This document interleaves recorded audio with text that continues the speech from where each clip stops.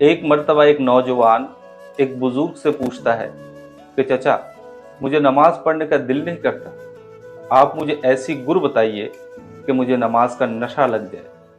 उस बुजुर्ग ने कहा कि वो जो शराबी बैठा हुआ है ना, उससे कुछ सीखो। वो नौजवान लड़का उस बुजुर्ग से कहा कि चाचा, आप कैसी बात कर रहे हैं, मैं आपसे नमाज के बारे में पूछ रहा हूँ और आप उस शराबी से सीखने को कह रहे हैं। भला हम उस शराबी से कैसे सीखेंगे? उस बुजुर्ग ने मुस्कुराते हुए जवाब दिया, देखो, वो शराबी एक गिलास शराब में अगर उसको नशा न लगे तो 2 गिलास पीता है, उस पर भी नशा न लगे तो 3 गिलास पीता है। जब तक उसको नशा न लगे तब तक वो पीता रहता है। तुम भी ऐसा बनो, जब तक नमाज का नशा न लग जाए तब तक नमाज पढ़ते रहो, एक दिन खुद ब खुद नशा लग जाएगा।